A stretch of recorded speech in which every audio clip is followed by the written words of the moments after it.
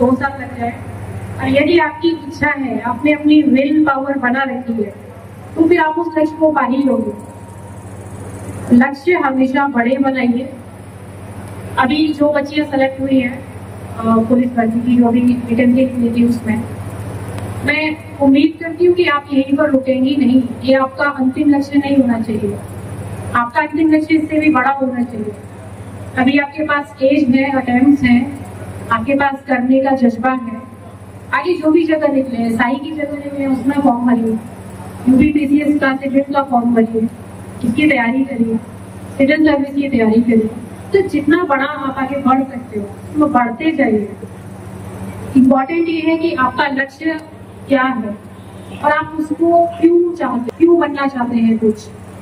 और अभी उस बच्ची ने बोला कि उसकी आर्थिक स्थिति अच्छी नहीं थी।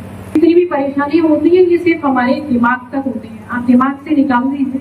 तो आप कुछ करना चाहते हैं तो कदम कदम पे भगवान के रूप में आपको इनके जो आपकी हर स्थिति में, हर स्टेज पे मदद करेंगे, जैसे उस बच्ची की मदद इन्होंने किया। तो अभी इस कामों में भगवान बसते हैं और हमारे छोटे छोटे कामों से हम किसी की मदद करते हैं तो कोई कुछ बन जाता है, कोई कुछ कर जाता है और जीवन भर याद रखता है। तो ये जो छोटी छोटी परेशानियां हैं ना, इनको कभी भी अपने लक्ष्य में बाधा मत बनने दीजिए, अपने दिमाग से निकाल दीजिए। आपको हमेशा सहयोग करने के लिए बस एक बार आप चाह लो कि क्या करना है। आपका जो टाइम शेड्यूल है उसको एक फिक्स टाइम शेड्यूल बना लीजिए, कैसे पढ़ना है, क्या पढ़ना है। वो लोग जो सिलेक्टेड रहते हैं वो डालते रहते हैं कि हम कैसे पढ़ते थे, क्या पढ़ते थे, कितने घंटे पढ़ते थे, कौन सी बुक्स पढ़ते थे, PYQ पिछले साल की जो क्वेश्चन पेपर है उनको कैसे सॉल्व करते थे। मोबाइल में टाइम अगर देना है तो इन चीज को दीजिए और जो एक टाइम फिक्स कर दीजिए कि हम अपनी पूरी चीज जान से 1 अटेम्प्ट देंगे या 2 अटेम्प्ट देंगे, उसके बाद नहीं देंगे।